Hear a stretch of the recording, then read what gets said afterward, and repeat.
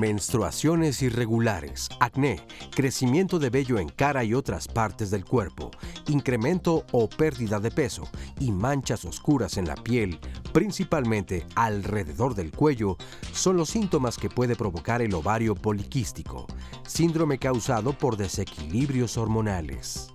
Se cree que tiene un origen genético, pero las investigaciones también señalan que la insulina puede jugar un papel importante, ya que esta hormona es responsable de controlar y transformar el metabolismo de los nutrientes en energía que el cuerpo usa o almacena. En las mujeres con ovario poliquístico suele producirse en gran cantidad. Algunas mujeres con este síndrome pueden tener problemas de fertilidad, pero otras no. Cada una es un caso particular, por eso es importante consultar al médico. Si quieres conocer más sobre el ovario poliquístico y los medicamentos que existen para controlar los síntomas, no te pierdas Diálogos en Confianza. ¿Cómo están? Bienvenidos a Diálogos en Confianza. Nos da muchísimo gusto estar el día de hoy con ustedes, un lunes más de salud. Y hablando de salud, estamos en época de COVID-19 y aquí en Diálogos, a pesar de que estamos en vivo, estamos tomando todas las precauciones necesarias. Si se fijan, estamos todos manteniendo mínimo 1 metro, un poquito más de distancia de cada uno de los que estamos aquí. Lavarse las manos frecuentemente, estornudar o toser al codo y trata de no tocarte la cara. Pues nosotros vamos a estar aquí platicando de un tema muy interesante el día de hoy. Vamos a hablar del ovario poliquístico. Probablemente no sepas de qué se trate, pero vas a ver que es un tema interesante que afecta a muchísimas pacientes. Y después vamos a tener un espacio el día de hoy para seguir respondiendo, como se está haciendo todos los días en Diálogos en Confianza, a las dudas y preguntas sobre el COVID-19. Óscar, ¿cómo estás? Pues bien, Pepe, también igualmente muy contento de estar aquí con la sana distancia, desde luego, y sí, pues siguiendo todas las recomendaciones que son muy claras. Pero pues continuamos trabajando aquí en Diálogos en Confianza. La información que brindamos aquí todos los días, pues ojalá sea de su interés, desde luego. Yo creo que sobre todo en los temas médicos hay algunos en donde dices, bueno, pero pues a mí qué, yo soy hombre, ¿por qué me tendría que enterar? Pues yo creo que tenemos siempre en nuestras familias o conocemos a mujeres y la información en boca de todo mundo siempre va a ser una muy buena razón. O sea, la sin razón está en el lado contrario, el decir, pues a mí eso no me va a pasar o eso jamás me va a afectar. Yo creo que mientras más información tengamos será mucho más positivo para toda la población. Así que todas las preguntas que ustedes tengan, hombres o mujeres, desde luego pues las estamos esperando aquí en las redes sociales para que más adelante nuestra y nuestro especialista vayan respondiendo poco a poco precisamente a todas estas inquietudes. Estamos en Twitter, estamos en Facebook, allí pueden encontrar el Facebook Live, también estamos en Instagram, tenemos también una línea telefónica y el número para comunicarse es el 55 51 66 40 00. También en internet la dirección para poder seguirnos es www.canal11.mx/diálogos. Bueno, saludo también con mucho gusto a todas las personas que nos pueden seguir a través de la señal internacional del 11. Y desde luego le mandamos un saludo a Istiel Caneda y a Lía Vadillo. Ellas son las intérpretes en la lengua de señas mexicana y no nos acompañan como todos los días. De hecho, la semana pasada tampoco lo estuvieron. Y es precisamente como parte de pues todas estas recomendaciones que se toman y es por ello que ellos no están aquí durante el programa, pero seguramente pues más adelante las volveremos a tener. Y desde luego pues, los buenos días a nuestra y nuestro especialista. Que ahorita se los voy a presentar después de que veamos este sondeo. Mandamos también un saludo a todo el resto del equipo de Diálogos en Confianza que está trabajando desde casa. Ahora que sí que estamos aquí, nada más, ¿cómo podemos decir? El equipo esqueleto que nada más nos tocó quedar aquí a echarle ganas. Gracias por estar con nosotros. Y una pregunta bien interesante surgió y se hizo este sondeo. Yo te pregunto a ti en casa, ¿tú sabes qué son los ovarios, dónde están y para qué funcionan? Salimos a la calle a preguntar y miren lo que nos dimos cuenta. Pues son los órganos reproductivos de la mujer. Bueno, pues tengo entendido que esa es una parte que tenemos para nuestra regla. Bueno, los ovarios yo sé que sirven para muchas cosas, porque pues tiene uno que tener los ovarios, si no, pues ¿cómo va uno a tener hijos, no? Pues es un órgano reproductivo en el cual nos ayuda a las mujeres, pues, y también produce la menstruación y todo ese tipo de cuestiones. Pues yo me imagino que para fecundar al bebé, para tener un embarazo bien, para poder ovular, yo me imagino. Pues sí, son parte de la matriz, ¿no? Y sirven para procrear, ¿no? Pues es para fecundar el óvulo, para tener los hijos y la menstruación, marca nuestro ciclo de menstruación. Bueno, según yo, son los que tienen las mujeres. Es que la verdad no sabría decirte. Los ovarios es un órgano de nosotros, de mujeres, que tenemos para desechar todo lo que no nos sirve, la purificación de la sangre. También nos sirve para reproducir, engendrar un bebé, tener bebés. Pues es una parte muy importante de la mujer, es una parte de la reproducción, en donde pues ahora sí, pues vienen los bebés, ¿verdad? También. Pues para fecundar los bebés, ¿no? Pues sí, los ovarios sirven para menstruar, y cuando pues ya no menstruamos, pues porque ya se acabó nuestro ciclo, ¿sí? Y por ejemplo hay mujeres que les quitan por ciertos problemas, les quitan los ovarios, pues ya no pueden tener bebés, ¿verdad? Muchas gracias a todas las personas que nos respondieron, y yo quisiera saber tu respuesta en casa, pero les voy a presentar a nuestros especialistas que nos van a aclarar todas las dudas. En primer lugar, la doctora Atsiri Ramírez Negrín, bienvenida. Muchas gracias. La doctora es ginecobstetra, representante de la Fundación Ginebrina para la Educación e Investigación Médica. Y una vez más, bienvenido, doctor Daniel Martínez. Muchas gracias. Ginecobstetra, gracias por estar con nosotros, gracias por acompañarnos. Sabemos que en esta época estamos más limitados y no viene todo el mundo, entonces les agradecemos que nos estén acompañando. Y en base a la cápsula que acabamos de ver, ¿qué opinan de que haya falta de información general en la población sobre saber qué son los ovarios?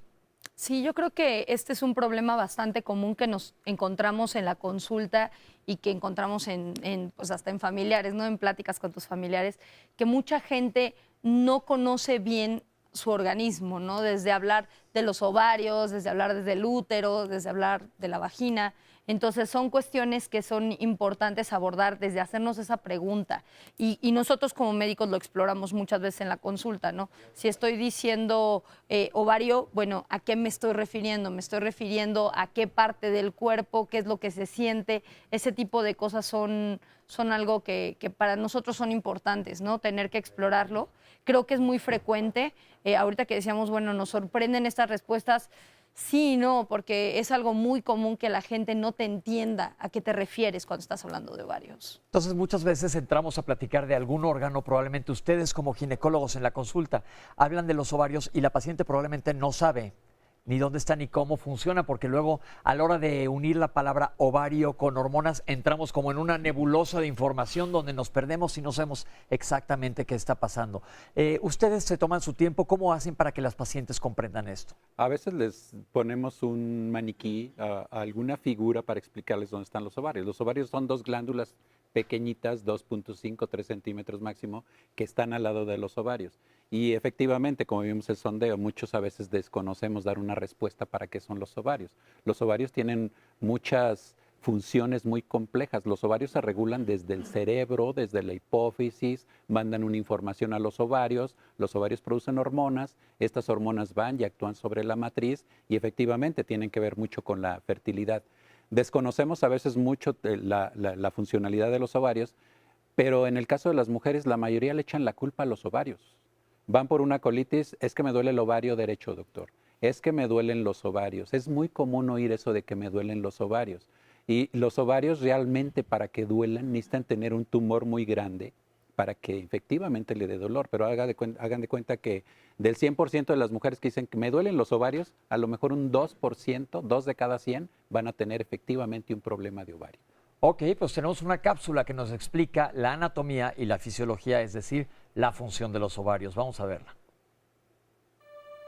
En relación a la anatomía y fisiología de los ovarios, podemos decir que los ovarios son dos órganos que forman parte del sistema reproductor de la mujer, que miden entre 2 y 3 centímetros y que están ubicados al lado del útero, en la parte baja del abdomen, una zona que se conoce como región pélvica. Dentro de su origen, estos dos órganos se originan desde las 6 semanas de embarazo. Una vez que se determina que están presentes los cromosomas sexuales X y que determina el sexo de una mujer, estos ovarios empiezan a desarrollarse y hacia los primeros días de vida, estos ovarios contienen entre 1 y 2 millones de folículos. Hacia la adolescencia, cuando empiezan las menstruaciones, estos ovarios ya tienen entre 300.000 y 500.000 folículos. Estos ovarios tienen una función particular en la etapa reproductiva de la mujer, que es entre los 15 y los 45 años, donde su función principal es proporcionar óvulos en cada ciclo o en cada mes, ya sea el ovario izquierdo o el derecho. Una vez que se produce este óvulo, se determinan como días de ovulación. A partir del primer día en que una mujer regla, se cuentan habitualmente entre 14 y 15 días y es cuando el óvulo es liberado del ovario y el óvulo es captado por las trompas de falopio y esperando a que se dé una fecundación, y si se da la fecundación se da un embarazo. Una vez que se da el embarazo, el ovario deja, entre comillas, de funcionar, deja de liberar óvulos. Si no se da ese embarazo, el ovario empieza a producir unas hormonas, que entre ellas el estrógeno y la progesterona, que va a causar que 14 días después, es decir, al mes, se provoque una menstruación. Y esto pasa cada mes. Algo particular es que estos ovarios no funcionan solos, sino que reciben información desde el cerebro. En el cerebro hay dos estructuras, una que se llama hipotálamo y otra que se llama hipófisis, y estas dos estructuras dan órdenes a través de unas hormonas que van a ejercer su efecto en el ovario. Cuando termina el ciclo reproductivo, es decir, hacia los 45 50 años, cuando deja de funcionar el ovario, se deja de producir estrógenos y progesterona y por lo tanto se deja de producir la menstruación. Esto se conoce como menopausia, que finalmente es el cese de la función de los ovarios. Doctores, voy a hacer un resumen y corríjanme si digo mal. Vamos a hacerlo lo más fácil posible para que nos comprendan. En el cerebro es un centro de control y manda una hormona al ovario y le dice, ok, ahora te toca hacer esto, que es la producción de óvulos, y lo tienes que soltar en tal momento. Eso es lo que debe de pasar. Así es. Ahora nos pueden explicar los dos tipos de hormonas, bueno, los tipos de hormonas que existen en el ovario de la manera más fácil. Entonces acuérdense, el cerebro le dice al ovario cuándo tiene que soltar el óvulo y el óvulo se va a fecundar o no, y si se fecunda va a haber un embarazo, si no se fecunda va a haber la menstruación cada mes. ¿Qué pasa con las hormonas? Porque inclusive la comunidad médica, que no somos ginecólogos o endocrinólogos, a lo que te dicen un perfil hormonal femenino, nos perdemos un poco. Así es, el cerebro por medio de la hipófisis va a mandar dos hormonas. Son varias hormonas, pero aquí vamos a hablar de dos principales. La FSH y la LH son dos hormonas que van de la hipófisis y van a mandar una señal al ovario. ¿Para qué? Para que el ovario produzca a su vez otras dos hormonas que se llaman estrógenos y progesterona, que van a actuar directo a la matriz. Si se fijan, es una cadena secuencial. Y este es algo fisiológico que ya está establecido en la mujer, que es lo que va a ordenar una mujer cuándo va a menstruar, una mujer cuándo va a ovular, cuándo esta mujer está apta para tener un embarazo. Y todo eso es muy importante explicárselo a la mujer. Si la mujer entiende esto, es una mujer que va a saber algo tan sencillo como cómo cuidarme para no embarazarme. Alguien me preguntaba, ¿y a partir de qué edad empiezan a funcionar los ovarios? Bueno, es que en la población mexicana tenemos estudios que nos muestran que a partir desde los 8 o los 7 años pueden empezar ya a tener algunas mujeres el ciclo, pero lo normal es que a partir de los 10, 11 años ya pueden empezar a tener toda esta cuestión de la menstruación. Va a depender mucho de cuestiones genéticas y de cuestiones también alimenticias y de cuestiones también de cuestiones hormonales en otros sistemas. Una niña pues no va a tener función hormonal como tal, entonces va a tener niveles muy bajitos hormonales de ciertos estrógenos, pero también podemos tener chicas que cuando empiezan a crecer hay una inmadurez, entonces no es solo que empiecen a funcionar, sino que ya estén bien controlados o que estén bien regulados. Entonces, para alcanzar la madurez hormonal, sí puede ser que ovules y que menstrues a los 10, 11 años, pero es un ciclo muy inmaduro. Entonces, la madurez muchas veces se alcanza hasta los 2 años después de que la mujer ya empezó a menstruar. Entonces podemos decir que la mujer, la niña nace con sus ovarios cargados de óvulos, porque naces con cierto número de óvulos, que son los que vas a tener toda tu vida, y ahí van a estar durante toda su infancia hasta que llegue a la pubertad. Entonces no hay mayor problema con ellos, que están ahí guardados. Está el órgano, digamos, que no le han puesto el prendido. Hasta que llegue la pubertad. En la pubertad, las hormonas empiezan a actuar y es cuando llega la menarca o primera menstruación. Pero como dice la doctora, todavía no se establece un ciclo. ¿Es por eso que son muy irregulares al principio algunas de las niñas? Al principio sí son niñas muy irregulares, reglan un mes, dejan 2 meses sin reglar, luego tienen un manchado pequeño y los padres a veces se espantan y dicen, doctor, es que no es normal. Claro que es normal porque está madurando su eje hipotálamo, hipófisis, ovario. Entonces ahí lo único que hay que recomendarles a los papás es tener un poco de cuidado con la salud nutricional de estos adolescentes, que no suban mucho de peso en el caso de las mujeres, porque el aumento de peso les puede traer ciertas condiciones que van a desestabilizar este equilibrio. Y lo que dice Atsiri es muy importante porque, aunque no es el tema, pero por ejemplo, si yo como papá veo a mi hija de 8 años y que ya tiene caracteres sexuales secundarios, que empieza con crecimiento de su pezón, empieza con olor axilar, ciertos cambios que nos dicen, aguas, esta niña de 8 años puede arreglar a los 9 años, esto se puede frenar, a que vayan con su médico y ya les dirá, bueno, vayan con un endocrinólogo o vamos a hacer esto para frenar esa pubertad anticipada. Sí, vas, Oscar. Es que pensando, ¿y por qué se tendría que frenar? O sea, ¿podría tener alguna consecuencia no esperada? Es muy buena pregunta. Eso es cierto, porque en el momento que la mujer ya empieza a menstruar, que ya empieza a desarrollar, o sea, que llega como a ese impulso de hormonas, por decirlo así burdamente, tan acelerado, se frena también el crecimiento. Eso es cierto. Entonces, muchas mujeres de repente vemos que a los 8 o 9 años ya están teniendo o están empezando a tener los cambios físicos que comenta el doctor Daniel y de repente notamos que la mujer ya empieza a dejar de crecer. Entonces, la curva del crecimiento de la estatura se va frenando. Entonces, a la vez que tú vas, digamos, incrementando las hormonas sexuales, vas frenando las hormonas de crecimiento. Entonces, si vamos notando que hay cambios ya como el crecimiento de los pezones o la salida del vello púbico o la salida del vello axilar, y es una chica muy joven, 8 o 9 años, pues sí tenemos que detenerlo un poco para permitirle seguir creciendo. Esto es bien importante. Sí, doctor. Y el aspecto psicológico, o sea, una niña de 3º, 4º de primaria, que se den cuenta sus amigas, sus compañeras, que es una niña que está menstruando, yo creo que no es muy agradable para esta niña.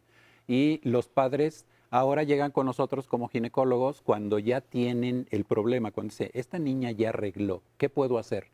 Es mucho menos lo que puedo hacer que si me la llevan cuando esta niña empieza apenas con los caracteres sexuales a manifestarse. Caracteres sexuales son lo que acaba de comentar el doctor, que ya aparecen durante la pubertad, crecen los pechos, se llama telarca, así ¿estoy es, bien? Así es. Menarca, que tengan su menstruación, y pubarca, aparición de vello en genitales. Así es, si ven que tiene 8 o 9 años y ya tiene vello púbico, ya tiene crecimiento de su pezón, ya tiene olor axilar, son datos que nos puedan orientar a algo que viene precozmente. Precozmente. Entonces, bien importante que a lo mejor desde esa edad acudan con el ginecólogo, porque el pediatra normalmente es quien lo refiere. Así es. Pero, ¿a qué edad? La palabra normal no me encanta porque la normalidad es muy amplia, pero en medicina la aplicamos mucho. ¿A qué edad es lo más frecuente que deban de aparecer los caracteres sexuales secundarios y haya menstruación? Ahorita eso es muy arbitrario porque antiguamente lo decíamos 12, 14 años. Y ustedes no me dejarán mentir, si ustedes le preguntan a sus tías abuelas, van a decir, yo arreglé a los 14, yo arreglé a los 13. Ahorita ya vemos un promedio entre 11 y 12 años en las niñas que empiezan a arreglar. Entonces también esto es bien importante para que los papás les den información a las niñas. Porque mientras más sepas de tu cuerpo, yo creo que es mucho más importante y se evitan unos sustos terribles que muchas niñas no tienen ni idea de lo que les va a pasar y creen que está pasando algo mucho más serio. Ahora voy a meter aquí una pregunta un tanto controversial, pero me la han hecho y hay miles de gente que no es probablemente médico y escriben sobre esto que dicen no coman productos animales porque están llenos de hormonas, etcétera. Entonces si comes, no sé, pollo o no sé, que ya lo trataron con hormonas, esto va a indirectamente influir en los ovarios de tus niñas. Esa es una excelente observación porque es muy ambigua. No es cierto mucho de que los alimentos están creados con hormonas. Por ejemplo, ponerle hormonas al huevo saldría muy caro. Ponerle hormonas al pollo, pues saldría más o menos 100 pesos en gastar en una ampolleta para un pollo. O sea, eso es absurdo de pensar que con las hormonas estamos haciendo que los animales crezcan más. Hay algunos que sí, como la res, puede ser la vaca, ahí sí a veces existe algún tipo de hormonales. Pero, por ejemplo, con el huevo y con el pollo no hay un miedo. Porque es un mito, entonces. Es un mito, es un mito. Hay muchas cosas que desconocemos. Sabemos que las hormonas son influenciadas desde nuestro sistema nervioso central. Actualmente todo el mundo estamos más acelerados, todo el mundo tenemos más iPads, más celulares. Yo creo, ojalá y me equivoque, que eso también influye sobre su sistema nervioso central para acelerar, alterar ese switch que tú dices para que se venga antes ese periodo. A lo mejor me equivoco, pero son muchas cosas que no podemos decir exactamente a qué se deben. Entonces, lo único que les decimos nosotros a los padres es cuiden el estado de salud de sus hijos en cuestión del peso. Una niña que tiene sobrepeso es una niña que probablemente vaya a arreglar antes de tiempo. Entonces, eso es bien importante. Eso es muy Entonces, importante. Estamos viendo otra situación más. Aquí en Diálogos platicamos mucho del sobrepeso y obesidad. Aquí estamos viendo otro punto que normalmente no tratamos. Entonces, el sobrepeso y la obesidad pueden también influir sobre el funcionamiento de los ovarios de manera negativa sobre la niña. Así es. Yo creo que, perdón, algo también importante puntualizar aquí que estamos tocando y hablando sobre la infancia y las hormonas es que también las niñas, y porque a mí me ha tocado pacientes o chicas que dicen, pero ¿cómo me embaracé si todavía no he empezado a menstruar?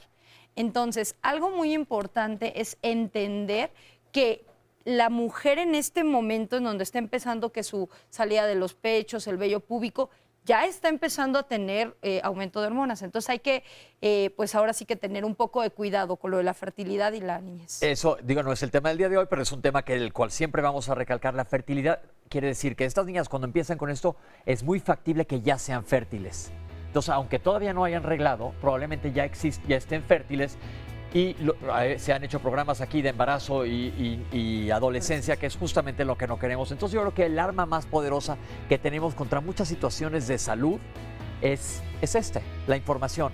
Entonces vamos a seguir platicando de ovarios y nos vamos a meter de lleno al tema para saber qué son los ovarios poliquísticos. Poli quiere decir mucho, quísticos, presencia de quistes. Pero ¿qué implicaciones tiene esto? ¿A quién afecta? ¿Qué tan prevalente es? Lo vamos a ver ahorita que regresemos después de este breve corte. No se vayan, estamos en Diálogos en Confianza.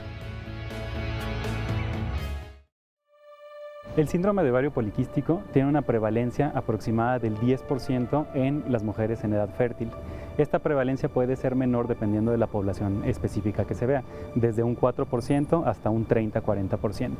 Pero la población en general, la población en edad fértil, tiene una prevalencia de un 10% de los casos.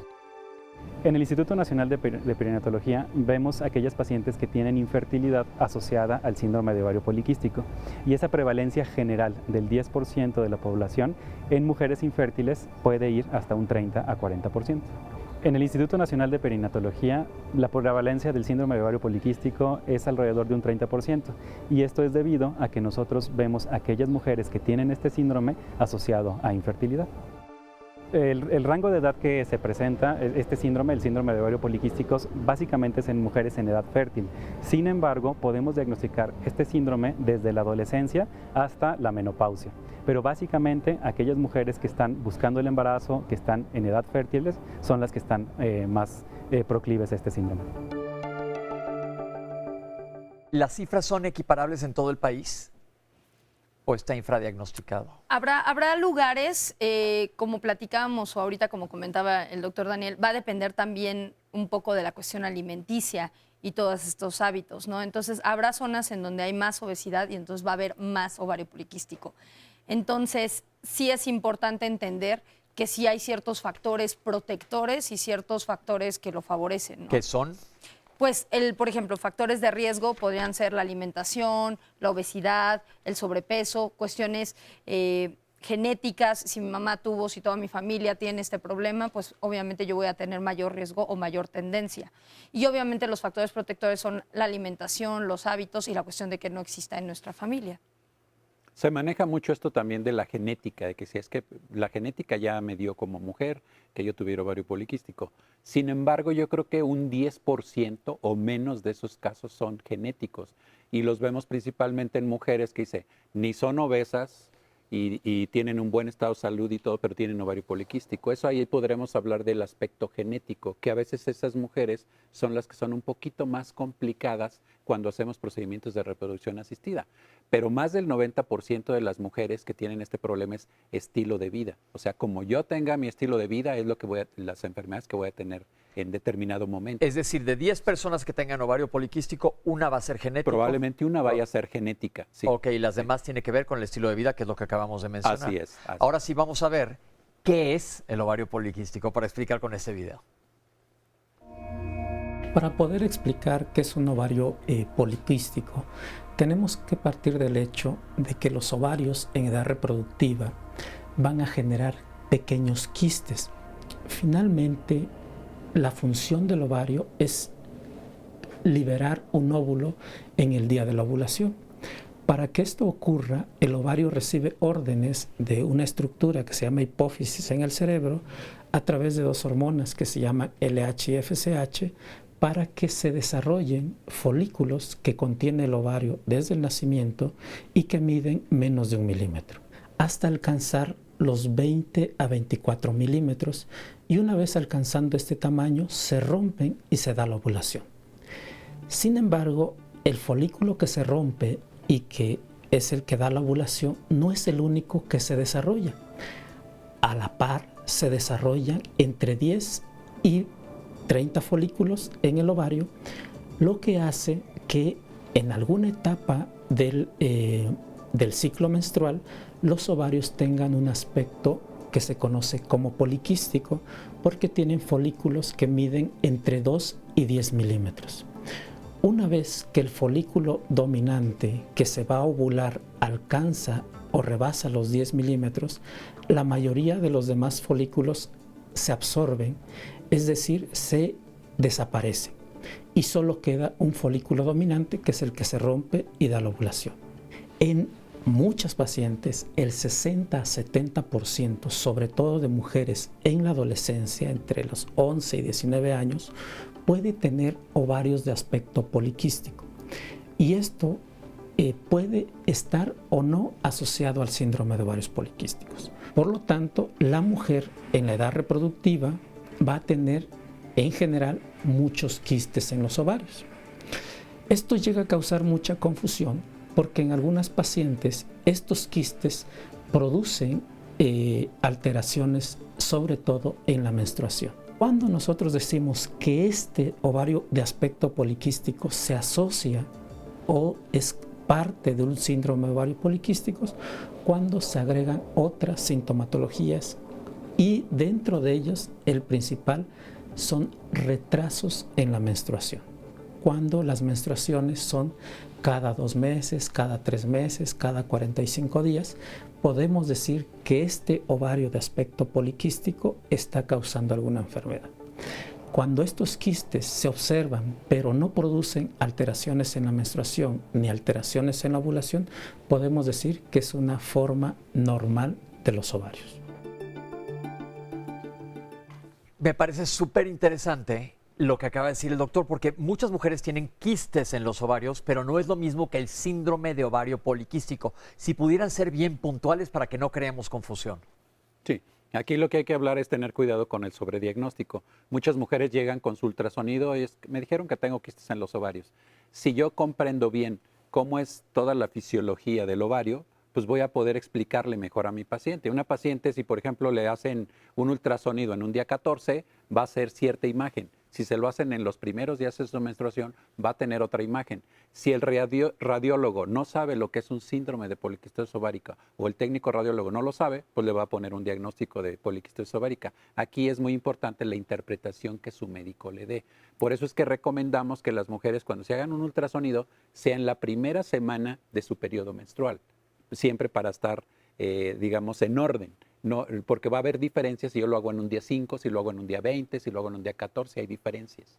Ok, y entonces, ¿cuál es la diferencia entre un quiste de ovario y un síndrome de ovario poliquístico? El síndrome le llamamos a aquellas enfermedades que tienen varios, digamos, criterios. Entonces, hay los criterios más aceptados o los más frecuentemente usados, son 3 criterios que se toman para síndrome de ovario poliquístico, que es esta imagen de ultrasonido que obviamente por eso tiene que ir acompañado a criterio del médico o dependiente de la valoración clínica, porque tenemos otro que son los datos de hiperandrogenismo. ¿Qué que quiere son decir eso? Los andrógenos son hormonas masculinas. Todas las mujeres y todos los hombres tenemos hormonas que consideramos como femeninas y masculinas. Las masculinas, la que más comúnmente conocemos o la que todos conocen es la testosterona, pero son diferentes andrógenos o hormonas masculinas. El hiperandrogenismo es cuando no hay un adecuado control o no hay un equilibrio correcto entre estas hormonas que deberían de estar bajitas o bajas en una mujer y de repente están muy aumentadas. Entonces son la imagen de ultrasonido, el hiperandrogenismo o esta elevación de hormonas que clínicamente se observan como mucho acné, como vello en zonas en donde una mujer no debería tener, que es bigote, barba, patillas, en la zona del ombligo, en la espalda, que son zonas que comúnmente la mujer tiene poco vello y de repente hay un vello abundante con esa distribución no femenina, por decirlo así, y posteriormente el otro criterio que son los ciclos menstruales, lo que nosotros llamamos opsomenorrea, que son ciclos muy largos que pensamos que son anovulatorios. ¿A qué nos referimos? A que son ciclos que en lugar de que la mujer menstrue cada mes, menstrua cada 3 meses o de repente deja de menstruar 6 meses, ¿no? Son esos 3 criterios. Entonces, uno, que se vea en el ultrasonido, que se va a hacer durante la primera semana después de que acaba de arreglar. 2, que tenga estos datos de androgenismo, que quiere decir aparición de vello donde no debe de haber, acné sobre todo, y la amenorrea, que quiere decir que no están reglando frecuentemente. Si tu ciclo normalmente es de 28/4 más o menos, en la gran mayoría de las mujeres aquí se va a ir, en vez de 28 días de no reglar, se va a ir a muchísimos días de no reglar por días de regla de sangrado normal. Pero están siendo muy largos y aquí eso es ovario poliquístico. ¿Y qué es un quiste de ovario? Un quiste de ovario pues es un saco, una formación quística, un saco que se llena de líquido. En el ultrasonido, nosotros si vemos un ultrasonido y le llevamos una imagen como un rosario, o sea, muchos quistes del mismo tamaño, podemos hacer más o menos un diagnóstico de ovario poliquístico. Pero si nosotros vemos un ovario que tiene un quiste chiquito de 2 milímetros y el otro de 6 y el otro de 10, luego uno de 15, podemos decir que es un ciclo normal, que es una paciente que tiene ovulaciones. Y lo que dice la doctora Atziri es muy importante. Cuando menos 2 criterios que reúna esta mujer, nosotros podemos hacer el diagnóstico de ovario poliquístico. Yo le daría más importancia, salvo lo que diga Atziri, el más importante es que no regla. Una mujer que no regla, que dice, ya tengo 14, 16 años y pasan 3, 4 meses y no reglo, desde ahí nosotros la podemos encasillar como un probable ovario poliquístico. Y ya empezaríamos a hacer todos los demás exámenes que son perfiles hormonales, a veces el nivel de insulina que tiene esta mujer, porque sabemos que estas mujeres tienen un síndrome de resistencia a la insulina. Pero aquí lo más importante de captar estas mujeres en este momento es porque son mujeres que potencialmente tienen un peligro en un futuro. Estas mujeres cuando se embaracen pueden tener riesgo de diabetes gestacional. Estas mujeres cuando se embaracen tienen riesgo de toxemia. Estas mujeres, ¿qué es toxemia, doctor? Toxemia es la preeclampsia o cuando le sube mucho la presión en un embarazo. Y todo esto viene desde la historia. Estas mujeres, si les preguntamos en su adolescencia, es muy probablemente que hayan tenido este síndrome de ovario poliquístico. Relación con hipertensión arterial fuera del embarazo y relación con diabetes fuera del embarazo. Así es. Y estas mujeres, tarde que temprano, 45, 50 años, también van a empezar con una diabetes. O sea, nada más es cuestión de preguntarles un historial hacia atrás. Estas mujeres, la mayoría tuvieron ovario poliquístico en ese momento. Pero el chiste del programa de hoy es que en vez de voltear para atrás, veamos para adelante. Así es, prevenir, porque es una etapa a veces muy difícil. Son mujeres adolescentes que son muy resistentes a veces a los tratamientos, son muy resistentes a veces a hacernos caso en cuestión de la dieta y el ejercicio. Y uno como médico debe de tener el aspecto de convencerlas, decirle, ok, eres una niña, tienes 12, tienes 14 años, pero lo que tú hagas ahorita es lo que vas a ver reflejado en un futuro en cuanto a tu salud. Entonces, estas mujeres también tienen mayor riesgo de diabetes o resistencia a la insulina, es decir, la insulina, que es la hormona que mete el azúcar que está en la sangre hacia la célula, no funciona bien, entonces aumenta el azúcar que está en la sangre y es una resistencia a la insulina que puede acabar en diabetes mellitus y también hipertensión arterial. Digamos que esto es el inicio. En la adolescencia están demostrando un inicio de lo que van a tener en un futuro. Perfecto. Oscar. Varias preguntas. Nos dice, por ejemplo, Ilsema Guni, ¿y dónde puedo tratarme si en el IMSS no me han tratado y no puedo pagar entonces un particular? Nati Ramírez, ¿Se puede provocar el ovario poliquístico con un método anticonceptivo hormonal? Adriana, mi hija tiene 17 años. Su menstruación se volvió irregular. El ginecólogo le hizo ultrasonido y detectó un quiste que recetó para que le recetó unas pastillas y ahora resulta que tiene ovario poliquístico. ¿Será por las pastillas que le recetaron? ¿Qué tratamiento es efectivo para que sus ovarios se vuelvan a la normalidad? Y muchas gracias. Eric pregunta, ¿qué pasa si he tomado anticonceptivos para tratarme y mi ovulación no es regular? Quiero embarazarme. ¿Puede afectar el estado de ánimo el tener ovario poliquístico? Nos pregunta Chelo Suárez. Mi hija tiene resistencia a la insulina y no menstrua regularmente. ¿Qué debemos hacer?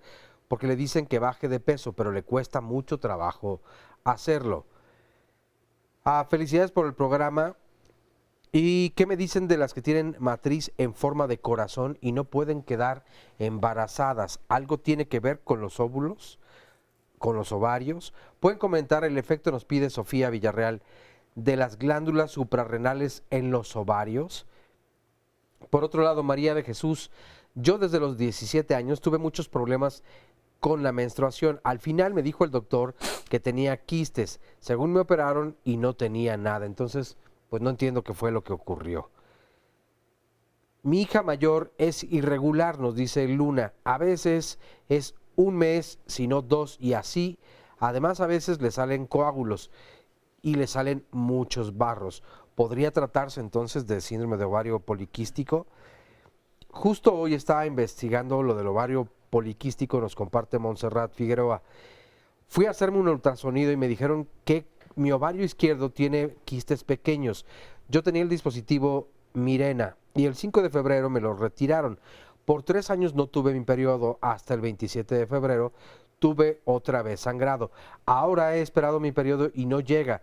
Yo antes era muy regular. Mi duda es, ¿mi retraso puede deberse al dispositivo o a los quistes del ovario? Es importante tener una actividad física. Yo tengo quistes y miomas y desde que hago ejercicio, la verdad es que estoy mucho mejor. ¿Existe algún ejercicio que esté contraindicado o podemos hacer todo tipo de ejercicio? ¿Podrían explicar, nos pide Areli Gega, por favor, qué es un quiste pediculado y los riesgos que este puede tener? Soy Elba de Tláhuac y nos dice, yo creo que todos los temas que se presentan nos ayudan tanto a mujeres como a los hombres. Por ejemplo, los hombres pueden hablar de este tema con sus hijas.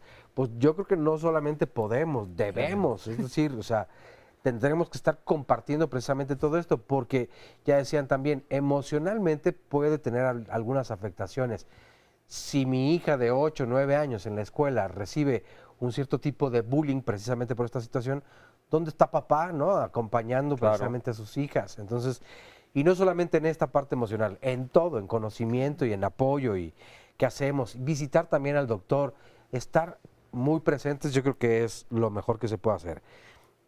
Y bueno, y además nos manda un saludo y una felicitación al programa. A mí me recetaron, nos dice Breezy, pastillas anticonceptivas para atacar el ovario poliquístico, pero me provocaba mucho descontrol hormonal, me deprimía en exageración. Es por eso que dejé de tomar esas pastillas, pero sigo sufriendo por este síndrome. Entonces, ¿qué es lo que puedo hacer? Por otro lado, una mujer que nos pide el anonimato nos dice, tengo ovario poliquístico sin tratamiento, pero además de eso, nunca me crecieron los senos.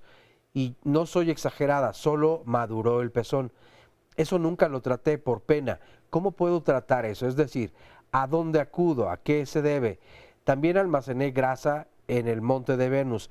No sé si eso sea un cuadro específico o a qué otra razón puede obedecer. Y bueno, parte de las preguntas que son muchas y todavía tenemos muchas más, pero eso lo haríamos un poquito más sana. Recuerden que todas las preguntas se van a contestar hacia el final del programa en el próximo bloque y vamos a seguir ahorita platicando con los doctores. Doctores, entonces, ¿en quién debemos sospechar? Ya nos dijeron, una niña que no necesariamente tenga sobrepeso, pero que no esté reglando, tenga probablemente hirsutismo, acné. Hirsutismo quiere decir aparición de vello, por ejemplo, ya dijo la doctora, en lugares donde normalmente las mujeres no debe haber, como barba, patillas, etcétera. Así es. ¿Qué hacen por una mamá que ve esto en su hija? Depende de cada caso. Por ejemplo, si llega una mujer, un adolescente, que la mayoría de veces tiene exceso de peso, lo primero que decir, hay que bajar de peso. Que me cuesta mucho, que no puedo, claro, es fuerza de voluntad, es disciplina. Muchas mujeres con el 5 o 10% que bajen de peso, se puede regularizar otra vez esto. Entonces, ahí la primera medida es el peso, no los medicamentos. Primero Entonces, bajar el de peso es clave. Me preguntaban ahorita, me llegó una pregunta que ya contestamos, que cuál es la diferencia de un quiste y ovario poliquístico. Ya lo dijimos, el ovario poliquístico es un síndrome y un quiste puede haber un quiste simple, ya lo explicó la doctora. Ahora, regresando, si se controla el peso, ¿es factible que se controle el síndrome de ovario poliquístico? En algunas pacientes sí. O sea, como comentaba el doctor, hay mujeres, sobre todo las mujeres que tienen sobrepeso o que tienen obesidad, simplemente con mejorar eso va a mejorar todo lo que es el espectro del síndrome de ovario poliquístico. Pero es importante entender que habrá otras pacientes que no sean, que eso no se los controle por completo. Por eso yo creo que primero es bien importante también la evaluación médica, porque muchas veces te metes al Google y pones todo lo que sientes y te sale un diagnóstico y ya te vas con ese, ¿no? Y creo que, por ejemplo, aquí una chica preguntaba, creo, algo de las suprarrenales. Sí existen enfermedades mucho más complejas que pueden ocasionar el mismo cuadro y generalmente si nos metemos a Google vamos a encontrarlas, nos vamos a asustar y vamos a pensar que ya tenemos un tumor en alguna parte. No, a ver, creo que lo primero es acudir con tu médico. A veces sí tiene que ser, o la mayoría de las veces yo recomendaría un especialista porque somos los que más vemos esos casos, tu ginecólogo, un endocrinólogo, alguien que pueda realmente estudiar el síndrome ovario poliquístico y ver si cumples con criterios y ahora sí proponerte un manejo. No es como yo vi en internet que tengo que tomar anticonceptivos y me los tomo. No, porque hay que estudiarlo adecuadamente. Y más adelante vamos a hablar de tratamiento, pero no es lo mismo, anticonceptivos no es uno, hay muchísimos y hay diferentes métodos. Sí. Ahora, doctores, una cosa que escuchamos de aquí en el programa de obesidad, que lo pueden buscar en YouTube, surge siempre, yo no puedo bajar de peso porque tengo ovario poliquístico. ¿Es verdad que te impide bajar de peso? No es cierto, aquí lo más importante... Romper los mitos. Sí, tienes polirrazones. Sí. Lo primero es tratar de suspender carbohidratos. El problema número uno en nuestro país son los carbohidratos. Entonces, los carbohidratos de mal origen. Sí, si yo hago el sacrificio de disminuir azúcares, todo lo que son carbohidratos, voy a bajar de peso porque voy a bajar de peso. A lo mejor no en el primer mes, pero en el tercero voy a empezar a ver un resultado. Aquí el problema es que a veces nos desesperamos. Y otra, que no tomamos conciencia de que todo nuestro cuerpo esté interconectado. No es una sola cosa, son muchos factores que confluyen para que nos suceda algo. Por ejemplo, la obesidad, dice, ¿qué tiene que ver con la obesidad, con lo de los quistes en los ovarios? Si yo les explico a estas mujeres que el aumento de grasa en su cuerpo tiene ciertas reacciones químicas, hay una reacción química que se llama aromatización de las grasas y esta aromatización química va a dar un efecto sobre los estrógenos, va a producir más estrógenos en el cuerpo, que es una hormona. Va a haber un exceso de estrógenos y baja progesterona. Si hay muchos estrógenos, no voy a poder reglar. Entonces, si yo tengo pocos estrógenos o tengo un equilibrio entre estrógenos y progesterona, va a ser una mujer que regle. Algo tan simple, pero si nosotros se los explicamos a nuestros adolescentes, lo comprenden. A veces nada más es cuestión de aterrizar nosotros un poquito y tratar de explicarles y hacerles conciencia de por qué suceden las cosas. Podemos decir que nosotros somos un país en donde la obesidad juvenil e infantil es altísima. ¿Ha aumentado este síndrome, la prevalencia de este síndrome a causa de este problema? Así es. Simplemente no me dejarán mentir, la diabetes es nuestro problema principal en nuestro país. Entonces, ya decíamos hace rato que hay una razón más de peso para tratar de evitar esto. Entonces, punto número uno, como prevención, que aquí nos interesa mucho también la prevención, es la alimentación sana en adolescentes. La alimentación y el ejercicio, o sea, no dejar de lado todos esos hábitos que son saludables y en las adolescentes son básicos, porque muchas veces ya nos llegan a los 30 años queriéndose embarazar o con un problema de fertilidad, que esa es otra cosa que tampoco hemos tocado, aunque en las cápsulas ya lo tocaron. La mujer con síndrome ovario poliquístico sí puede llegar por infertilidad. Entonces, si desde chiquita o desde joven, desde los 16, 17 años, estamos favoreciendo un hábito saludable para mejorar esta condición, pues va a ser mucho más factible que a los 30 años se pueda embarazar. Entonces, es decir, puede llegar una mujer ya de más de 25, de 30 años a buscar consulta porque no se puede embarazar y esta es la razón. ¿Por qué pasa esto? Las cápsulas lo dicen, van de un 20, 30, yo pudiera decir que hasta un 50, 60% de las mujeres que llegan conmigo por problema de infertilidad es problema endocrino, problema de poliquistosis ovárica. Y a lo mejor el otro 40, 50% puede ser de las trompas, de adherencias, de otras cosas, pero la mayoría son de poliquistosis ovárica. ¿Por qué es que no funciona o no se logran embarazar? ¿Qué pasa fisiológicamente? Hay anovulación. ¿Qué quiere decir esto? Hay un ciclo ovárico donde no permite que haya liberación de ese óvulo, de ese folículo, porque se forma un círculo de puros folículos pequeños, pequeños, pequeños, pero no va a llegar un folículo grande a romperse y a liberar ese óvulo. Por eso estas mujeres sufren de anovulación. Anovulación, entonces, es que aunque tenga la regla, no hay un óvulo dentro de la menstruación. Así es. Piensen en un reloj, de las 12 a las 12. Empiezan a formarse, hay unos óvulos y se va haciendo un quiste, no un quiste, pero están encapsulados y va creciendo, creciendo, creciendo alrededor del ovario y llega un momento en que se rompe y libera el óvulo. Ahí es cuando fisiológicamente sucede, bueno, debería, si hay una relación sexual, va a haber fecundación del óvulo con el espermatozoide y se va a formar el embarazo, que hay un programa que hicimos de embarazo normal que vale la pena que vean. Pero aquí, ¿qué pasa en el reloj? Se quedan los quistes, pero no hay óvulo, y se rompen, pero no hay óvulo. Entonces, ¿cómo es esto de que exista una menstruación sin óvulo?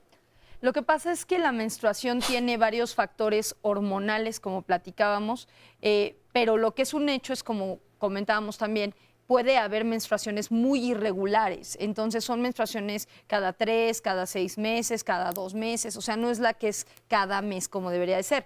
Entonces, estos ciclos hay un cambio y una descamación, porque llega a veces el momento en donde es tanto el grosor del endometrio, que es la capa que se descama cuando uno menstrua, entonces llega a ser tanta que pues puede ser una menstruación ahora sí que prácticamente porque se descamó el endometrio, pero no necesariamente porque hubo una ovulación y después, o sea, no es un ciclo normal, es un ciclo anormal por la falta de equilibrio. Un ciclo desordenado, como dice Siri. El endometrio, ojalá y me dé a entender, es como una capa delgada dentro de la matriz, como si fuera una esponja que inicia con un milímetro de grosor.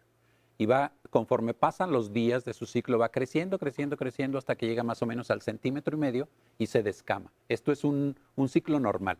El endometrio creció, se descamó. Pero en estas mujeres ese endometrio va a crecer de forma desordenada.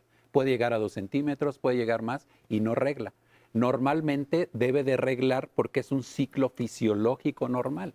Por eso es que muchas veces esto también lo ligamos a que las mujeres que tuvieron antecedente de poliquistosis ovárica y tuvieron un endometrio que no se descamó regularmente, tienen mayor riesgo de hacer cáncer de endometrio.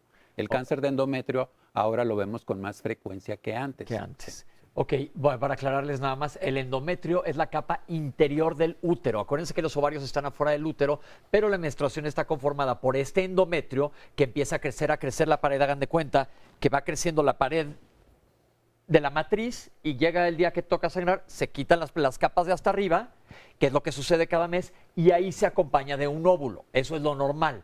Aquí no va a haber óvulo probablemente y este endometrio va a estar mucho más engrosado. Para que no confundan terminología, una cosa es el útero y otra cosa es el ovario, pero la menstruación está conformada por esto. Oscar, ¿qué más nos dice la gente? Nos dice, por ejemplo, Alma, mi hija tiene 21 años y al llevarla con el endocrinólogo nos dijo que tenía un aumento de la hormona androstenediona y la causa fue por ovario poliquístico. Lleva más de un año tomando un medicamento llamado Tafenil. ¿Tiene que tomar toda la vida medicamento? ¿Puede regresar el acné?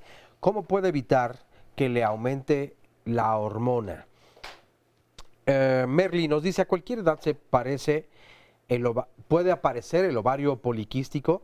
Yo había sido normal hasta que cambié de método porque usé el parche durante un año. Y fue mi desgracia porque no he menstruado regularmente desde entonces. Por consecuencia no he quedado embarazada y me ha salido manchas en la cara y demasiado acné.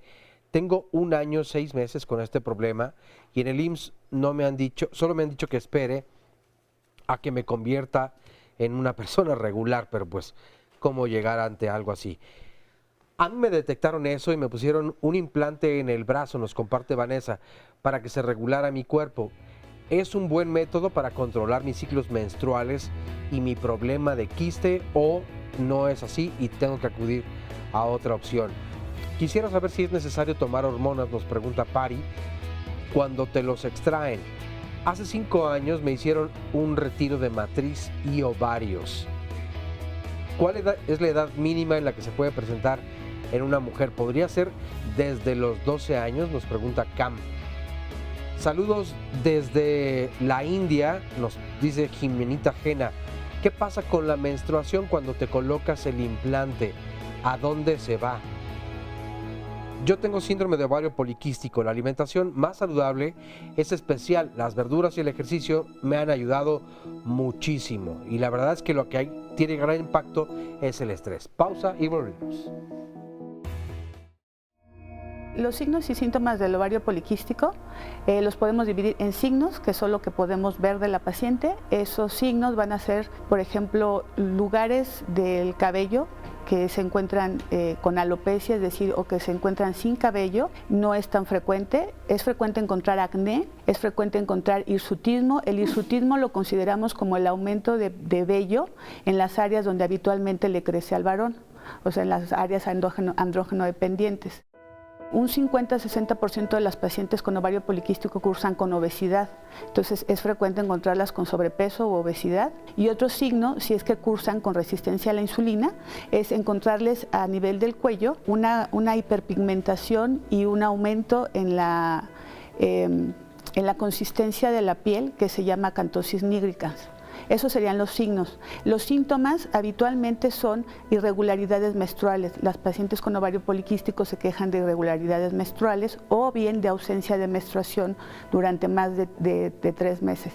Otro síntoma podría ser la infertilidad y en el 40% pueden llegar por pérdida recurrente del embarazo. Los signos son igual en las adolescentes, solamente que en la adolescente hay que tener cuidado con el acné, porque el acné en la adolescente, para que sea un signo de hiperandrogenismo y lo podamos considerar un signo de ovario poliquístico, necesita haber recibido tratamiento y no haber respondido al tratamiento y que este acné sea de moderado a severo, para que lo podamos considerar como un signo de ovario poliquístico en las adolescentes.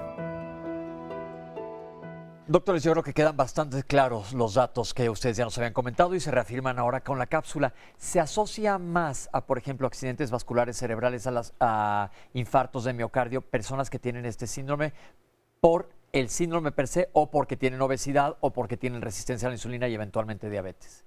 Es como una cadena, o sea, una mujer que tiene de adolescente ovario poliquístico, de grande tiene diabetes, se puede agregar hipertensión, se puede agregar lo que le llamamos síndrome metabólico, pero todo es consecuencia una sobre otra, que sí lo pueden tener.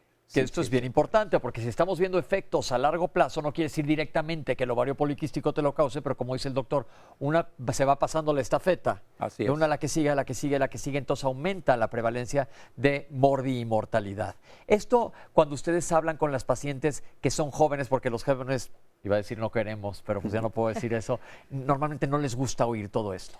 Sí, yo creo que es algo muy importante que a veces la gente joven no queremos, no quiere pensar en el futuro y qué es lo que va a pasar, pero realmente es algo muy importante porque estás a un momento o a un tiempo de prevenir llevando un estado de vida muy saludable, ¿no? La alimentación, los ejercicios y esas cosas que hacemos, y también en algunos momentos si llegar a necesitar algún medicamento que puede ser por un tiempo, puede ser por toda la vida, dependiendo del espectro de enfermedad que tú tengas, ¿no? Perfecto. Vamos a ver a una cápsula ahora de cómo se hace el diagnóstico. Ya nos comentaron un poquito, pero vamos a verlo con imagen. El diagnóstico de ovario poliquístico tenemos que hacerlo en etapas. La primera etapa es la etapa del interrogatorio, es decir, la historia clínica que le hacemos a la paciente la primera vez que la vemos en la consulta y pues la exploración física. En base a lo que la paciente nos refiera y en base a lo que nosotros, a los datos físicos que encontremos en la paciente, podemos hacer una sospecha de que la paciente pudiera tener ovario poliquístico. Dentro de la exploración física podemos encontrar los signos de ovario poliquístico, que son generalmente ver a las pacientes con crecimiento de vello en áreas donde habitualmente le crece a los varones, por ejemplo puede ser el mentón, el labio superior, en la parte externa del tórax, en los hombros y en algunas otras zonas donde las mujeres no debemos de tener vello. La otra podría ser las alteraciones o irregularidades menstruales, verlas con obesidad, que como les decía el 50% de las pacientes pueden tener sobrepeso o obesidad, si tienen acné y también observar si tienen, en caso de que cursen con resistencia a la insulina, un signo que se llama acantosis nigricans, que es la que encontramos alrededor del cuello generalmente, que es un aumento de la pigmentación de la piel y engrosamiento de la piel en esa zona. Si esto es cierto, entonces pasaremos a otras pruebas diagnósticas. Estos estudios van a ser estudios de laboratorio y estudios pues, de gabinete. Generalmente utilizamos un ultrasonido vaginal de preferencia, si se puede realizar en la paciente para ver los ovarios. ¿Qué es lo que queremos observar en los ovarios? Si estos están aumentados de volumen o de tamaño, que generalmente es por arriba de 10 cc, o bien si tienen muchos folículos, o lo que la gente conoce como quistes, pero en realidad son folículos. Si estos folículos son más de 12 folículos y miden entre 3 y 9 milímetros, todavía se describe que pueden tener una situación como en collar de perla, uno seguido del otro y a la periferia del ovario. Las otras pruebas clínicas podrían ser las de laboratorio, que son las que hacemos en sangre para determinar hormonas y sobre todo determinar si los niveles hormonales de esa paciente están aumentados en lo que conocemos como los andrógenos, que todos tenemos andrógenos, pero en estas mujeres están aumentados más de lo normal. ¿Podemos decir entonces que es un diagnóstico por etapas, pero no es un diagnóstico difícil de hacer? No es un diagnóstico difícil de hacer. Si ustedes se fijan en la cápsula, la mayoría es clínica. Y yo me tengo que adaptar como ginecólogo, como médico de primer contacto a los recursos que tenga. Yo no le voy a pedir estudios sofisticados y menos si es una paciente que no tiene el gasto suficiente, el dinero suficiente para hacer tanto estudio. A veces abusamos de los estudios. Una paciente con que la veamos que tiene obesidad, que no regla, que tiene acantosis nigricans, que son las manchitas que están en el cuello, en las axilas, ya con eso estamos haciendo un diagnóstico de poliquistosis ovárica. Si nosotros queremos hacer más sofisticados, hacer, como lo decía muy bien la cápsula, un ultrasonido transvaginal si esta mujer ya tuvo vida sexual. No le voy a hacer un ultrasonido transvaginal a una niña de 12 años. Claro. ¿Por qué el transvaginal? Porque nos da mucho más detalle. Estamos directamente sobre el ovario, viéndolo con más detalle, y los ultrasonidos de ahora nos ayudan muchísimo. Entonces, casi si se fijan con lo clínico y el ultrasonido, ya casi tengo el 95-98% del diagnóstico. El otro es fino, es de laboratorio. Yo voy a pedir el laboratorio para ver que la insulina está elevada, los índices de testosterona, los diferentes tipos de testosterona que tanto están elevados, pero la mayoría hay que adaptarnos a lo que tengamos. No hay que ser tan sofisticados para hacer este diagnóstico. Ok, diagnósticos diferenciales. Pues como les decía, algo importante es a veces la resistencia a la insulina. Entonces tenemos muchas pacientes que tienen un problema de resistencia a la insulina y en el momento en el que se les controla esto, empieza a desaparecer, por ejemplo, estas manchitas, empieza a desaparecer los ciclos anovulatorios o esas menstruaciones tan irregulares.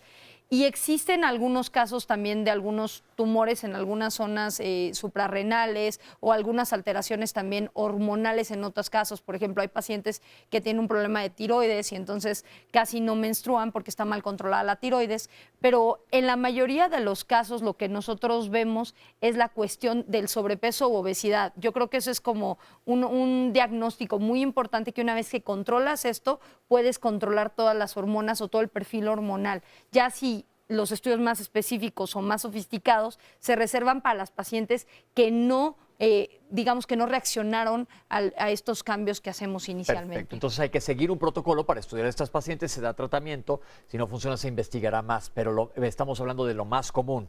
Como dice el doctor, no vamos a ir, si a mí me da un dolor de panza ahorita porque no he comido, no me voy a ir a hacer una resonancia magnética. Digo, a lo mejor es porque no he comido y me arde la panza por nervios, ¿no? Y que hay que irnos sobre lo más común. Ahora vamos a ver una cápsula que tiene que ver con el tratamiento y vamos a regresar a que los doctores nos expliquen por qué hay que individualizar Vamos a verla. Las opciones de tratamiento para una mujer que tiene síndrome de ovario poliquístico va a depender si quiere buscar el embarazo, es decir, si tiene infertilidad, por ejemplo, o para el resto de su vida. Hay que considerar esta enfermedad como una enfermedad crónico-degenerativa, es decir, está siempre presente y no es posible quitarla hasta el fin de la edad reproductiva. Y en ese sentido, nosotros vamos a tener dos opciones. Uno, cuando la mujer quiere embarazarse, y otro, cuando la mujer no quiere embarazarse. Entonces, cuando aquella mujer quiere embarazarse, uno de los problemas es la anovulación. De hecho, es uno de los criterios diagnósticos del síndrome de ovario poliquístico. Es si la mujer no está ovulando, pues no está logrando el embarazo. Entonces, hay fármacos que nosotros podemos utilizar, tanto tomados como inyectados, como para poder restaurar lo que la naturaleza hace normalmente para que se logre la ovulación y pueda lograr el embarazo. Cuando la mujer con síndrome de ovario poliquístico no desea el embarazo, nosotros debemos de cuidar cómo están el resto de las alteraciones, por ejemplo, hormonales. Hay que cuidar que el azúcar esté en sus niveles normales, el colesterol, triglicéridos, etc. Y de ahí las diferentes medidas como dieta, ejercicio y estar controlando aquellos niveles de glucosa, aquellos niveles de colesterol, triglicéridos, para mantener un estilo de vida saludable. Y algún tratamiento farmacológico en caso de que eso se necesite. Otra de las alteraciones que presenta la mujer con ovario poliquístico es, por ejemplo, mayor propensión a acné o a presentar más vello en aquellas áreas donde no debería de haber. Y aquellos tratamientos hormonales también nos pueden servir para eso, aparte de los tratamientos estéticos que puedan existir. El estilo de vida en la mujer con síndrome de ovario poliquístico es muy importante. Lo que más peso tiene es tener una dieta adecuada, hacer ejercicio y estar controlando aquellas alteraciones hormonales o metabólicas que puedan estar causando efectos negativos. Bajar a las grasas saturadas, aumentar la ingesta de proteínas y balancear nuestra dieta, verduras, frutas, puede ser de beneficio en aquellas mujeres que tienen este síndrome.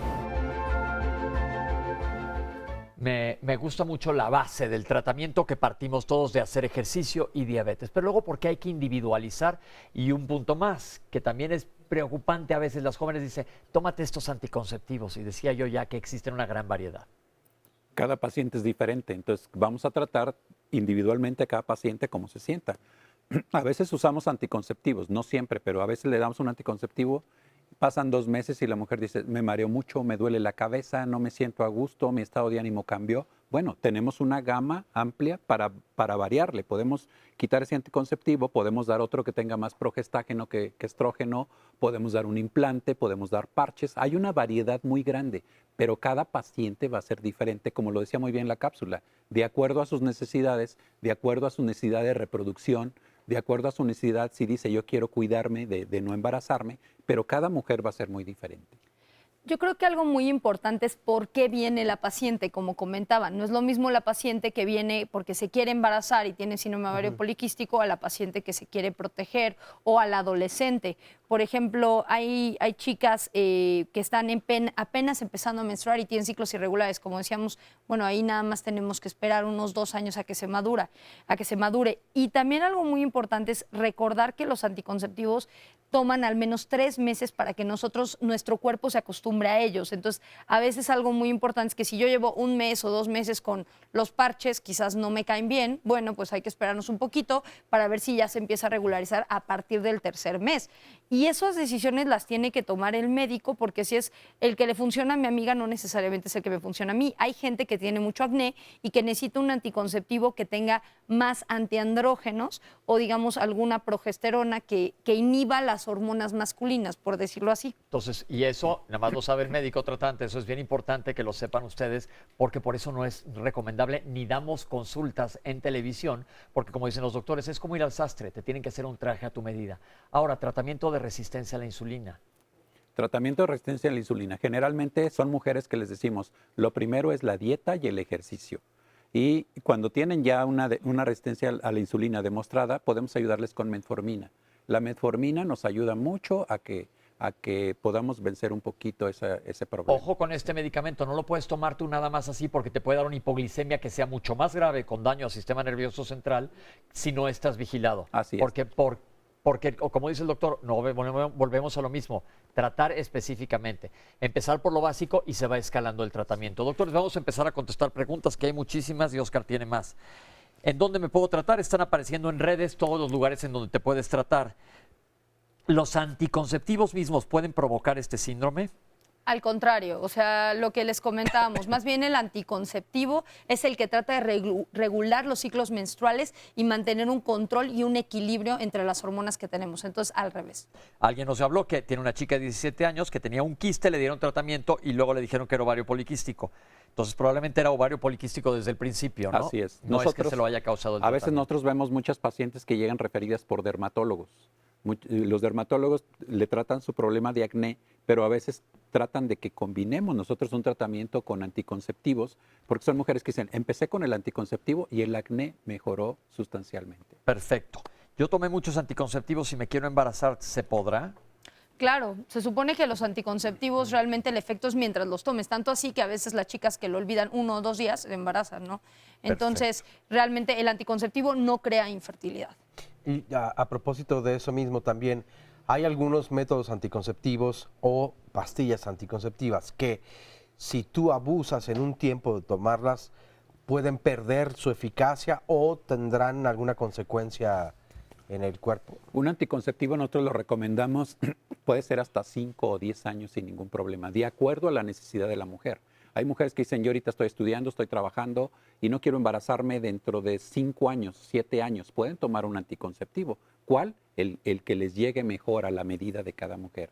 Pero el hecho de decir, estoy tomando anticonceptivos y esto me va a provocar infertilidad, es una mentira, como lo dice la doctora Tsiri. El anticonceptivo actúa mientras se esté tomando. El anticonceptivo a veces lo satanizamos mucho, pero sin embargo, el anticonceptivo, por si muchas personas no sabían, es un protector para cáncer de ovario. Una mujer que tuvo cáncer de ovario es una mujer que casi nunca tomó anticonceptivos durante su vida fértil. Entonces hay cosas buenas y hay cosas malas de los anticonceptivos. ¿Este síndrome tiene que ver con el estado de ánimo? No, pero sí podemos tener pacientes que tienen un síndrome ovario poliquístico y que coincida con que se sientan obviamente más lábiles, más, digamos, fácilmente lloran, pero más bien por alteraciones hormonales que les ocasiona el síndrome ovario poliquístico. Pero también su aspecto. Ujú. Si yo soy adolescente y tengo 14 años y tengo un sobrepeso de 30-40% y estoy llena de acné, también eso afecta a mi autoestima. Entonces sí tiene cierta relación. Mi hija tiene resistencia a la insulina y no menstrua. Bueno, llévala al doctor, vamos a ver que no vaya a tener esto. ¿Tiene algo que ver con el útero bicornio o matriz en forma de corazón? Ya dijimos que son dos cosas muy distintas. Ahí estamos hablando de una malformación uterina y es un manejo totalmente distinto al del síndrome ovario poliquístico. ¿Qué tienen que ver las glándulas suprarrenales? Como les comentaba, las glándulas suprarrenales también producen ciertas hormonas. Entonces, sí puede ser que el problema esté en las glándulas suprarrenales, pero es el caso más raro. Me operaron de quistes en los ovarios y a la hora de operarme no tenía. ¿Qué habrá pasado? Esto es un abuso. Antiguamente se hacía mucho una cirugía en pacientes que tenían quistes en los ovarios. Le llamaban una cuña de ovario, como un pastel, y yo le voy a sacar en una cirugía una rebanada del pastel. A esto ya no se usa eso. Sucedió hace 20, 30 años. Sin embargo, ahorita todavía hay colegas que todavía dicen que es buen método. Absurdo, totalmente absurdo. Cuando una mujer que tenga poliquistosis ovárica y le digan, me van a operar, consulte una segunda opinión. Siempre pedir una segunda opinión. Mi hija es muy irregular y tiene acné y regla con muchos coágulos. ¿Qué hay con los coágulos en la menstruación? Como comentábamos, a veces el problema con el síndrome ovario poliquístico es que la capa del endometrio, lo que hiciste con las almohadas, sí llega a crecer mucho. Entonces puede ser que en el momento en donde haya una descamación, pueda ser una descamación o pueda ser una menstruación abundante o puede ser una menstruación muy larga porque hay un endometrio muy crecido, esa capa está muy crecida. Aquí lo que sería importante es todo el cuadro clínico que nos está refiriendo. Dice que la hija tiene acné, que tiene estas cuestiones digamos, la obesidad, todas estas cosas que pueden llegar a aparecer. Yo creo que sí necesita una valoración por un ginecólogo o un endocrinólogo. Y tiene un desorden en su endometrio, como le dice la doctora Tsiri. Es un endometrio que crece, engorda mucho, por decir una palabra, y son mujeres que dicen, reglo hasta dentro de 3 meses. Pero luego viene una regla y a mitad de la regla viene un manchadito muy pequeño. Ahí también puede estar relacionado con esto. Hay que vigilarlas, hay que darles tratamiento. A veces el tratamiento es tan simple que puede ser un medicamento que esta esponja no crezca tanto. Es un tratamiento que se da 10, 12 días cada mes y no tenemos que meternos con anticonceptivos. Puede ser otro tipo de tratamiento. Utilicé Mirena por 3 años y no sangré y ahora no me llega el sangrado. ¿Qué hago? Recordar que el Mirena ocasiona un efecto, digamos, se podría decir que contrario a lo que es el síndrome ovario poliquístico. Lo que hace el Mirena es bloquear el crecimiento del endometrio de esa capa. El doctor, sí. Entonces, sí hay muchas mujeres, de hecho, la mayoría, un 30%, bueno, no la mayoría, pero el 30% de las mujeres que usan Mirena, que no menstruan durante el tiempo que lo usan.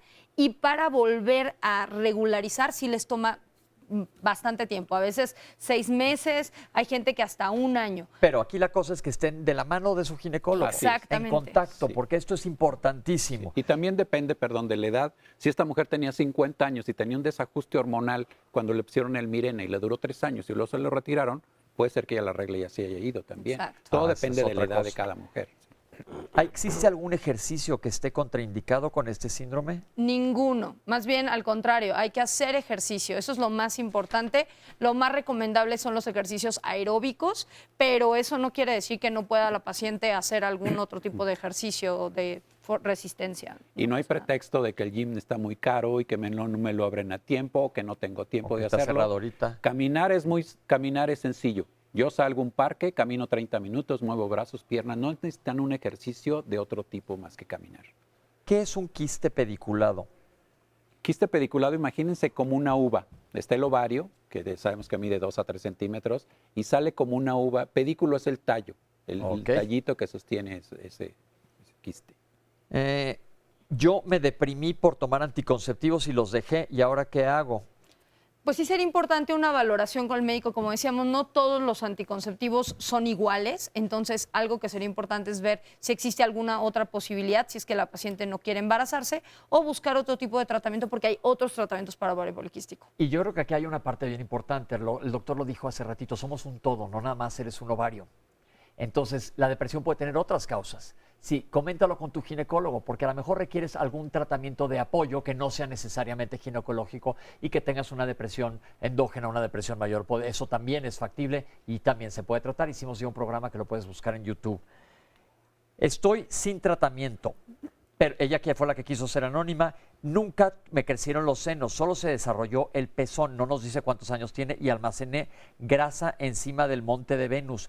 ¿Qué puedo hacer o qué habrá pasado?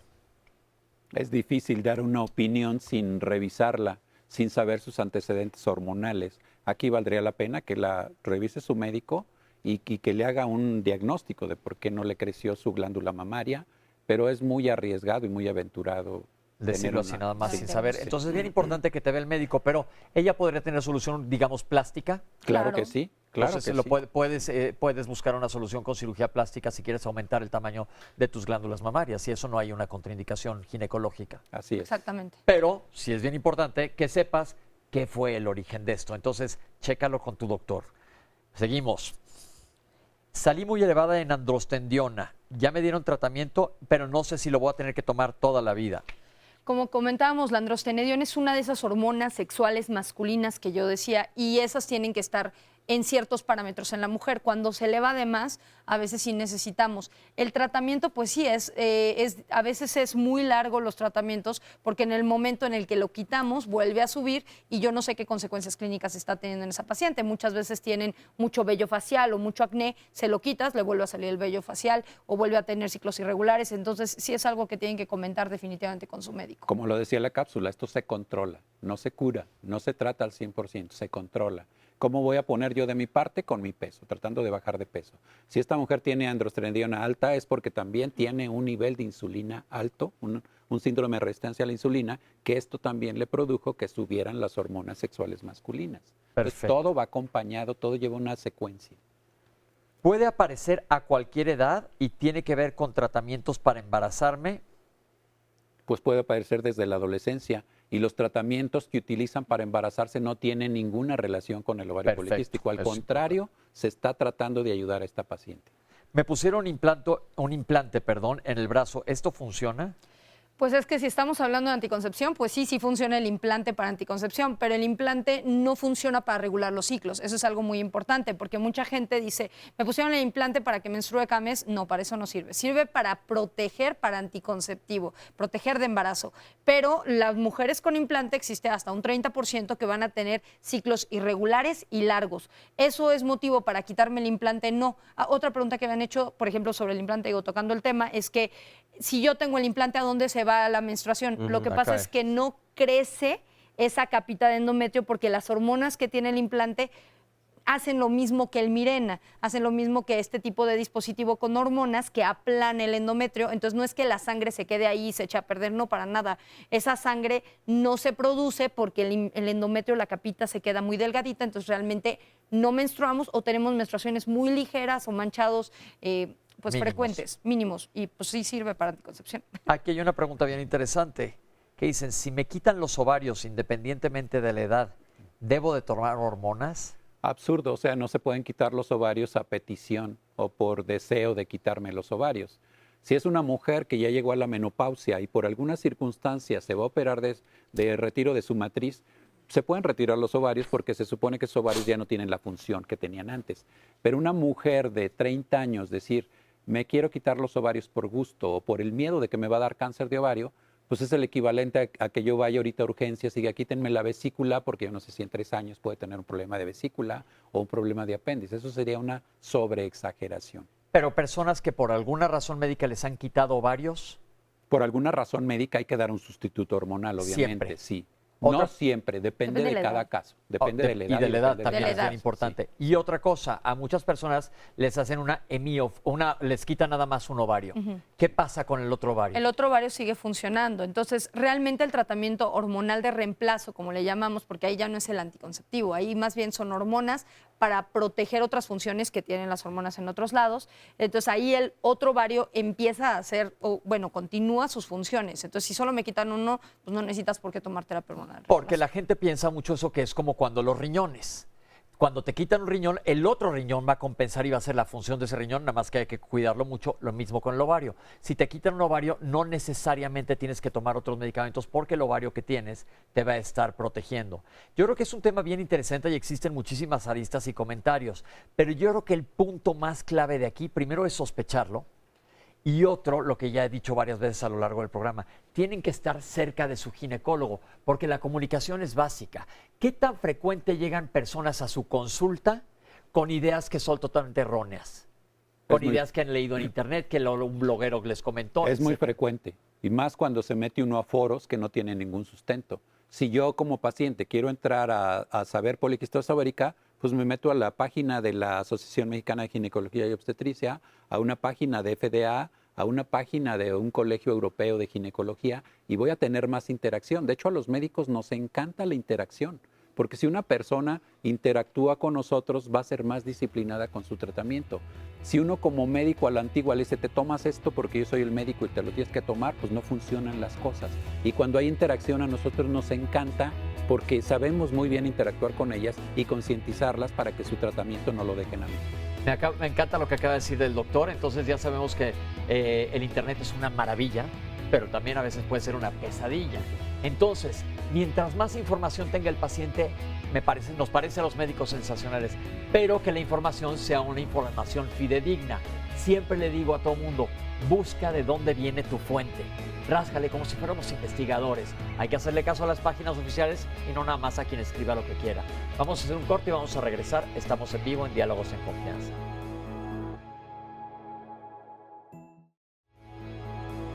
Este es un problema bastante común que nos encontramos en la consulta. Ponemos un maniquí, alguna figura para explicarles dónde están los ovarios. Los ovarios son 2 glándulas pequeñitas, 2.5, 3 centímetros máximo. Los ovarios tienen muchas funciones muy complejas. Los ovarios se regulan desde el cerebro, desde la hipófisis. Del 100% de las mujeres que dicen que me duelen los ovarios, a lo mejor un 2%, 2 de cada 100, van a tener efectivamente un problema de ovario. A partir desde los 8, los 7 años, pueden empezar ya a tener algunas mujeres el ciclo. Lo normal es que a partir de los 10, 11 años ya pueden empezar a tener toda esta cuestión de la menstruación. Va a depender mucho de cuestiones genéticas y de cuestiones también alimenticias, el crecimiento de los pezones o la salida del vello púbico o la salida del vello axilar. Y es una chica muy joven, 8 o 9 años, pues sí tenemos que detenerlo un poco para permitirle seguir creciendo.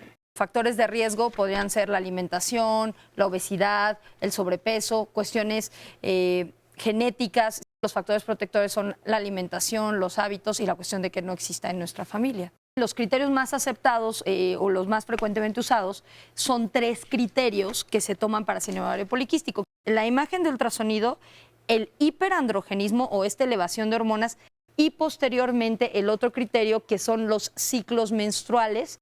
Un quiste de ovario pues es digamos un saco, una formación quística, un saco que se llena de líquido. Cuando menos 2 criterios que reúna esta mujer, nosotros podemos hacer el diagnóstico de ovario poliquístico. Estas mujeres cuando se embaracen pueden tener riesgo de diabetes gestacional. Estas mujeres cuando se embaracen tienen riesgo de toxemia. Toxemia es la preeclampsia o cuando le sube mucho la presión en un embarazo. Lo primero es acudir con tu médico. A veces sí tiene que ser, o la mayoría de las veces yo recomendaría un especialista porque somos los que más vemos esos casos, tu ginecólogo, un endocrinólogo. La prevención es la alimentación sana en adolescentes. La alimentación y el ejercicio. Pues eso es parte de lo que ha ocurrido hoy solamente aquí en Diálogos en Confianza. Recuerden que este programa lo vamos a subir a las redes sociales para que lo puedan ver o para que se lo puedan recomendar a otra persona y no pierdan detalle de lo que hoy aquí ha ocurrido. Y todavía tenemos varias preguntas que el público pues nos hace favor de enviarnos. Por ejemplo, Jackie Clusó, ante una pregunta de Areli, le recomienda un cuadro alimenticio. Ella pregunta, quisiera saber qué alimentos se deben de evitar si se tiene ovario poliquístico y un quiste pediculado en otro ovario. Hace tiempo me dijeron que debo evitar todo tipo de lácteos, pero esto es cierto. Por otro lado, si los quistes no se corrigen con tratamiento, entonces ¿sería obligatoria la cirugía? La cirugía no es obligatoria, ni se tiene que hacer cirugía en esta mujer. Aquí lo más importante de la dieta es que lleve un equilibrio entre los alimentos que ella tome. Sería muy difícil hablar así como un nutriólogo, lo ideal sería que un nutriólogo le dijera qué alimentos usara, pero le podríamos recomendar nosotros como médicos, disminuya carbohidratos, con que disminuya azúcares, pastas, harinas, con eso va a bajar de peso. ¿Y contestar que está contraindicada la leche? No, los lácteos no están contraindicados. Perfecto, sí, porque hemos hablado ya aquí que no sepamos de dónde salió esa teoría de que está contraindicado, entonces no están contraindicados los lácteos. Esta es otra que ha llamado mucho la atención aquí en las redes. Abigail Villegas López dice, muchos problemas de esta índole se deben a los químicos que contienen las toallas sanitarias. La solución es muy sencilla, usar tallas de tela reusables o bien la copa menstrual. En este padecimiento no tiene nada que ver. Digo, para otros problemas vulvares o vaginales tal vez, pero para este problema, para el síndrome ovario poliquístico, no tiene nada que ver las toallas menstruales. Sería un mito lo de los químicos, porque normalmente las toallas no tienen químicos. Tienen a veces irritantes para unas mujeres, pero aquí es un mito decir que los químicos le causan ese problema de ovario poliquístico. Y además, agregando a todo esto, yo creo que un problema vulvar pues no podría ser en todas las mujeres, serían casos específicos, habría que tratarlo antes de retirar esto con un especialista. Por conciencia ecológica sí recomendamos la copa menstrual. Eso sí, muy bien. Por otro lado también nos dice Nayeli Guzmán, yo tengo síndrome de ovario poliquístico, tengo un hijo y tuve un hijo y se reguló mi ciclo, pero ahora los síntomas se agudizaron. ¿Con quién puedo tratarme específicamente? Con su ginecólogo. Yo primero platicaría con mi ginecólogo, tendría esa comunicación, creo que eso es algo en lo que hemos tocado y es importante con su ginecólogo. Violeta nos comparte, yo tomo pastillas anticonceptivas por el ovario poliquístico, sin embargo, del lado donde tengo más quistes, el dolor al menstruar es mucho más intenso. ¿Por qué pasa eso? Es diferente. No podemos decir que porque tiene los quistes el dolor lo tenga para menstruar. Como paciente siempre le voy a echar la culpa al ovario. En un 80-90% que me duela la pelvis, la parte baja de mi abdomen, lo primero que le voy a echar es la culpa al ovario. Ahí hay muchos órganos, está el colon, está la vejiga, hay muchos órganos. El ovario no duele. El ovario normalmente para que duela podría ser un 5 o 7% de los casos. Nos dice Tita, yo tenía sobrepeso y bajé 11 kilos, pero justamente al estar ya en mi menor peso, la menstruación me cambió de cada 28 días a cada 22. Tengo aproximadamente casi 8 años así. ¿Esto es normal? La menstruación tiene una duración normal de 28 más menos 7 días, entonces 22 días no es anormal. Rose nos comparte, tengo síndrome de ovario poliquístico y estuve en TX y menstruaba, pasé a un TX de fertilidad por 1 año. Nunca me embaracé y ahora han pasado 7 años sin TX. Sin ovulación, ¿qué riesgo tengo? ¿Sería mejor estirar matriz y ovarios? Retirar. TX está diciendo tratamiento. Sí. Entonces esta mujer, aunque su terreno de fertilidad haya pasado a un segundo plano, sí hay que estarla controlando. Por lo que hablábamos del endometrio, que vale la pena, que es un endometrio que esté descamando, esta mujer ya de más grande tiene riesgo de un cáncer de endometrio, entonces hay que protegerla, hay que cuidarla, hay que darle tratamiento. Muy bien. Por otro lado, bueno, a ver si ahora recupero las de acá. Nos dice también Jackie Clouseau, en la familia de mi papá o el papá de mis hijas, las tías, tienen algunas características más de las que mostraron en un video. Ronca, exceso de calor corporal. Es como dicen que las mujeres siempre tenemos frío, las que tienen ausencia de estrógenos de calor, como bochornos. ¿Qué tanta relación hay también de esto? Ahí más bien estaríamos hablando, la presencia de bochornos nos están hablando ya de tal vez un síndrome climatérico, que es cuando la mujer ya se acerca a la menopausia o cuando está en esos momentos. Realmente la presencia de bochornos en la edad reproductiva no es lo normal. A menores de 40 años sí deberían de estudiarse y sí debería de ir con el médico, no porque la familia lo tenga ya, por eso yo puedo quedarme tranquila. Si tengo menos de 40 años y ya estoy empezando con bochornos o con ese tipo de molestias las que comentaba, yo acudiría con mi ginecólogo para que me haga estudios. Sí, y otro punto es revisar la tiroides. La glándula tiroides, después de los 40 años, un 30% de las mujeres pueden tenerla alterada.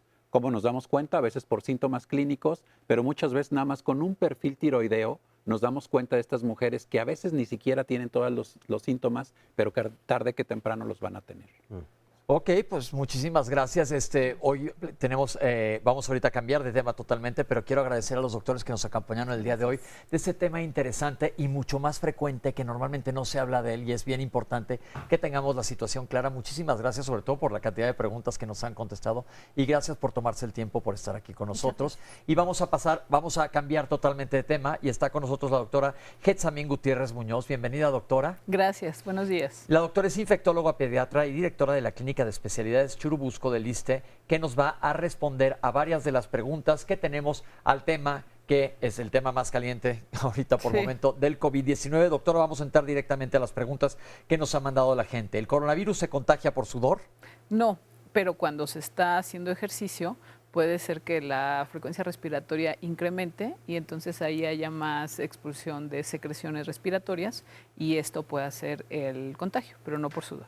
Perfecto. ¿Qué complicaciones causa el coronavirus? Depende de la etapa en la que el paciente, cuando lo presenta, tiene. Si es una etapa leve o moderada, generalmente ninguna. Cuando son estas etapas graves que requieren ventilación mecánica, bueno, pues primero hay que atender la urgencia y después al recuperarse, algunos de los pacientes en Asia han presentado fibrosis pulmonar. Entonces esta es una de las complicaciones más importantes. Okay, pero es algunos de los pacientes, no todos, hay muchos que se recuperan y están bien. Y están bien. Perfecto. ¿Puede una persona tener un resultado negativo en una prueba de COVID y más adelante resultar positivo? Sí, la prueba puede ser negativa porque no tenga suficientes virus, porque no esté en ese momento expulsando suficientes virus y conforme va avanzando la enfermedad, puede tener una prueba positiva. O porque no está infectado y más tarde se va a infectar. Ok. ¿Puedo contagiarme de una persona sin síntomas? Sí, este es uno de los problemas en esta enfermedad, que algunos pacientes asintomáticos llegan a contagiar por la expulsión de secreciones. Por eso se recomienda la sana distancia de 1,5 metros a 2 metros entre persona y persona. Esta es una pregunta clave para nuestro país. Si me tengo que mover en transporte público, ¿cómo puedo cuidarme? Bueno, ha disminuido la afluencia de personas en el transporte público, pero lo recomendable es utilizar gafas, lentes y utilizar el cubrebocas para traslados. Ok, ¿guantes es necesario en el transporte público? No es necesario porque asumimos que no nos vamos a tocar la cara, que las medidas de prevención son importantes y que llegando a un sitio hay que lavarse las manos y llevar su gel todo el tiempo para estarse Si me agarro en el metro, cuando me baje, gel o lavado de manos. Y no tocarme. Y no tocarme la cara ni los ojos, nada. Oye, y a propósito del cubrebocas, mientras me voy transportando, este tiene un periodo de vida, es decir, si yo, por ejemplo, me transporto en una distancia larga, 1 hora y media, pues a lo mejor ya se le acabó. Claro, los cubrebocas habituales en realidad no cubren para este tipo de tamaño de virus. Sin embargo, los cubrebocas lo que ayudan es a que disminuya la carga en el caso de que alguna persona cercana tosa, que ahorita se está tratando igual de mantener la prevención de 1.5 metros. Entonces, en los transportes se están tratando de espaciar las personas en la medida de lo posible. Entonces, sí, la duración quizás no sea tanta, es como medida preventiva. En realidad, la mejor utilidad del cubrebocas de alta eficiencia es cuando hay un cuadro respiratorio, pero en los traslados sí se pueden utilizar algunos cubrebocas. ¿Qué recomendaciones nos da si tenemos que ir al supermercado? Hay que hacerlo lo más breve posible, solo una persona por familia, guardar la distancia, sobre todo en la línea de caja, que de pronto se llena, hay que espaciarlo y tratar de no acercarse demasiado a las personas que también están en el supermercado. En casi todos los supermercados, porque yo me ha tocado ir, hay una persona en la puerta que te da gel para que entres con las manos limpias y otra que está limpiando continuamente el manubrio del carrito. Ajá. Entonces, cuando salgas, volvemos a lo mismo, aplícate gel y llega a tu casa y lávate las manos. Lavarse las manos. Ok, todos manejamos billetes. ¿Qué medidas preventivas se recomiendan? Claro, pues de preferencia pagar con métodos electrónicos, pero si esto no es así, entonces hay que ponerse gel después de manipular los billetes o hay que lavarse las manos. ¿Qué acciones debo hacer cada vez que llego a mi casa? De rutina es llegar directamente a lavarse las manos, cambiarse de ropa con la que se estuvo fuera, esa ropa ponerla en la bolsa en donde ya va a ser lavada. Exactamente, y antes de entrar a la casa, bueno, se recomienda el sitio donde haya agua y cloro, puede ser en jerga o puede ser en bandeja, para limpiar las suelas de los zapatos y poder pasar sin ningún contaminante de los que hayamos pisado en calle. La gente está muy obsesionada con los zapatos, que es necesario tallarlos y limpiarlos. Es muy raro que alguien vaya verdaderamente a tocar la suela del zapato. Claro, o sea, no manipulamos los zapatos en el transcurso del tiempo que estamos en la casa, es decir, los ponemos en un solo sitio y al otro día los tomamos. Sin caer en el pánico, porque todas estas medidas luego dices, híjole, no puedo hacer absolutamente nada. Hay algunos que sí dicen, no, los zapatos se quedan afuera de la casa. Esa medida no es conveniente tomarla, ¿o sí? No es conveniente y no es práctica, pero quien tenga acondicionada su casa para dejarlos afuera, no hay ningún problema, pero no es una recomendación absoluta. Es como el cubrebocas. Exacto. El cubrebocas, lo que no queremos es que te dé una sensación de seguridad falsa, es decir, que estés cubierto por tener cubrebocas y que si lo sepas usar, cuando fuimos estudiantes, yo me acuerdo la primera vez que te ponen un cubrebocas, metemos la pata todo el tiempo y lo tocamos. Cuesta aprender a usar un cubrebocas. ¿Debo desinfectar toda mi casa? Las superficies sólidas se deben de limpiar de manera diaria o continua. Es decir, si estamos en una cuarentena y nadie ha salido, la limpieza debe ser normal. Si alguien tiene que salir, entonces, bueno, pues se desinfecta, manijas, superficies de mesas, de sillones que sea posible desinfectar, para evitar, como en la convivencia diaria, que haya crecimiento de bacterias o algo así, pero si estamos guardando la cuarentena, no tienen en realidad mayor riesgo. A ver, a propósito de eso, si tú vives solo y obviamente nadie entra a tu casa, pues no tienes que estarte lavando las manos constantemente. Esto lo pregunto también porque una persona dice, oye, jamás me había lavado tantas veces las manos en mi vida y ahora hay un problema ya incluso que ya me en la piel, sí, resequedad, en fin, o hasta llagas incluso en algunos casos. Sí, es decir, si está saliendo o hay necesidad de convivir con alguna persona, pues hay que lavarse las manos después de cada cierto tiempo y actividades de riesgo. Pero si alguien está solo o están dos personas en su casa y no están saliendo, están guardando como se debe la cuarentena, el riesgo es mínimo y hay que lavarse las manos con cierta prudencia, pero no hasta lastimarse la piel, porque si no, entonces ese puede ser el sitio para que entren otras infecciones. Pero limpia tu casa de todos modos. Sí, hay que limpiarla. Otra cosa, en base a esto, es bueno ventilar las casas, abrir las ventanas. No es como que el virus va a llegar volando por la ventana a entrar a mi casa. No, el virus no viaja más de 3 metros, no viaja más de 2 metros. Entonces, en realidad, se pueden abrir las ventanas con toda tranquilidad, abrir las cortinas, dejar que entre la luz natural, en el caso de las casas o departamentos que se puede, y el ventilar, los espacios ventilados son más sanos. Perfecto. Alguien me preguntaba ahorita por el teléfono, ¿Cómo sé si ya tuve? En China la gente que ya salió y supieron que ya tuvieron, les han medido anticuerpos y les ponen un brazalete, pero nosotros estamos meses atrás de China. Claro. Sí, eso va a pasar eventualmente. Eso probablemente pase en algún tiempo para poder saber si generamos alguna inmunidad y nos va a durar cierto tiempo.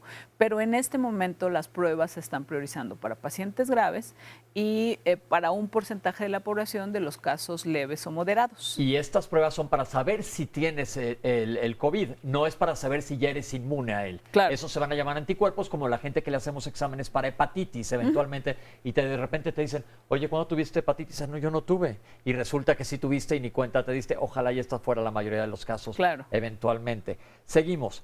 En caso de tener niños con alguna condición de enfermedad que los haga más vulnerables, ¿qué medidas de prevención se deben de adoptar? Estamos hablando de niños con problemas respiratorios, con leucemia, con linfoma, niños que por sí ya tienen un problema de su sistema inmunológico. En ese caso, siempre se han adoptado estas medidas con los niños, ahora más con el COVID. Es decir, guardar la cuarentena, no exponerlos a otras personas, no visitas, la limpieza de sus ambientes debe ser extrema, también el lavado de sus manos. Y en estos niños, además, el baño debe ser con jabón, con uso de clorhexidina, el baño diario. Ok. Otra pregunta que la gente dice, tengo síntomas, me lanzo al hospital a checarme porque no queremos saturar las salas de urgencia, sino dejarlas para nada más para las personas que verdaderamente tengan dificultad respiratoria. ¿Estamos de acuerdo, doctora? Sí. Porque aparte, si no tienes y vas a una sala de urgencias que está repleta de gente y probablemente alguien de ahí sí tenga, se van a contagiar todos. ¿Cómo hacer si tengo que ir a urgencias? ¿Qué hacer? ¿Qué protocolo tener? Casi todos los hospitales están teniendo un lugar especial para sintomatología respiratoria. Sí, se está estableciendo en los hospitales los triage respiratorios para poder discriminar entre pacientes que tengan síntomas compatibles y aquellos pacientes que no. A los pacientes se les ha recomendado que si tienen solo fiebre y algún dato como tos o malestar general, permanezcan en casa. Hay un número destinado a atender este tipo de casos, a orientarlos. Y dentro de los medicamentos básicos que casi en todos lados hay, que no se recomienda la automedicación, pero en este caso, a través del número les pueden indicar cuál necesita y cuál no. Podemos utilizar el paracetamol para control de la fiebre, tomar líquidos abundantes para el manejo de la tos, acaso algún jarabe expectorante, si por la línea telefónica lo llegan Te lo sugieren después de un cuestionario amplio que te harán. No lo decidas tú solo, eso es bien Exactamente. importante. Se hace el estudio de caso para poder saber qué síntomas son compatibles y qué síntomas no lo son. Doctora, digamos que en mi casa alguien de repente desarrolla fiebre y tos y un cuadro gripal. Probablemente sea COVID, probablemente sí, pero probablemente no. ¿Cómo manejar en casa a cualquier paciente que tenga una infección respiratoria? Bueno, en el caso de que haya más de 2 personas en la casa y una desarrolla infección respiratoria, esta persona debe estar como en un aislamiento de ambiente propio. Más en su habitación o de destinarle una habitación específica que tenga limpieza, destinarle sus alimentos, alternarse para los horarios de comida en los espacios que son para comida, para que no coman con el resto de la familia o comer por tiempos y desinfectar siempre los espacios hasta que el cuadro haya pasado. ¿Sus sábanas y demás? Hay que cambiarlas. ¿Hay que cambiarlas diario? Cada tercer día, cuando menos. Pero que esté aislada esta persona. Pero que esté en un ambiente que sea solo suyo, que no esté conviviendo, compartiendo cama con las otras personas. Cubiertos, platos. Exactamente. Como cuando con gente que tenía hepatitis, que no tocabas un solo de sus cubiertos ni nada por el estilo. ¿El lavado de los cubiertos y de los platos con agua y jabón en la cocina es suficiente? Los jabones antibacteriales en la cocina son bastante eficientes. El lavado es bastante eficiente para estas situaciones y algunas personas utilizan lavado con cloro a una dilución mínima, que también es útil. Hablábamos del cloro anteriormente fuera del aire aquí en la producción de Diálogos en Confianza. La gente ha abusado mucho del cloro y el cloro puede tener efectos colaterales. Claro. Es bien importante que aprendan la dilución que está por todos lados descrita de cloro, porque si llenas algo de cloro te puedes quemar. Te puede causar irritación de los ojos, irritación de la garganta, etcétera. Entonces, tener cuidado con esto. ¿Qué se recomienda, doctor? Se recomienda la dilución, como se ha publicado, 20 mililitros por cada 980 mililitros, o sea, por cada litro de agua, 20 mililitros de cloro medidos. Pueden ser con una jeringa, es poquitito, es una cantidad mínima. Una tapita. Exacto. pero no hacer chorritos ni chorrotes en ningún lado. Sí, porque esto puede conducir a otras cosas. Ahora, doctora, de algo que sí nos hemos infectado todos es de miedo. Sí, claro. Es de miedo. ¿Qué le podemos decir a la población que nos está viendo para que esté tranquila? Yo siempre digo, primero que nada, la realidad es, y estamos enfrente de ella. Oye, pero por un lado el miedo, pero del otro lado la inconsciencia de muchos. Exacto. ¿Qué le podemos decir a la gente? Bueno, primero que se deben seguir las medidas preventivas que están por todos lados, que las personas deben estar en su casa, no deben estar saliendo y que esto se debe tomar en serio. Después, el tema de que muchos de los casos son asintomáticos, casi el 90% de los casos en otros países ha sido asintomático. Es decir, de los que no se han tienes ni un infectado, síntoma, pero ni un estás solo enfermo. síntoma, pero pueden tener el coronavirus. Y solo un pequeño porcentaje llegan a ser síntomas moderados, leves moderados o severos. Puede llegar a un 15%. Pero que este es el momento en que debemos concientizarnos todos de las medidas adecuadas de prevención y de protección. Oye, había dos preguntas en cuanto a lo que decías de los supermercados. Los productos, por ejemplo, pues hay quienes son muy afectos a estar leyendo la caducidad y la información que tiene el producto, pero no se lo llevan. Entonces, también podemos infectarnos allí. Y otra que era, si recibes paquetería, entonces, ¿cómo la debe de recibir uno por si el que nos la está entregando pues tuviera algún problema? Para el caso de objetos que no están en la casa y que tenemos que recibir y tocar, pues es necesario llegar a la casa y limpiarlos con un trapo. Básicamente con eso se nos acaba el programa. Doctora, rápidamente, ¿puedo salir a correr si voy solo? Sí, guardando las distancias. Ok, correr en bicicleta, pero no te le acerques a las personas. Y bueno, básicamente se nos acabó el programa. Doctores, muchísimas gracias una vez más por estar aquí. Doctora, gracias por venir, porque estas preguntas son muy habidas y como ya hemos dicho, hay tanta cosa que no es real. Qué bueno que le podemos preguntar y contestar lo que es. Y esto fue Diálogos en Confianza, totalmente en vivo. Gracias por acompañarnos y nos vemos aquí la próxima semana. Hasta la próxima. Gracias.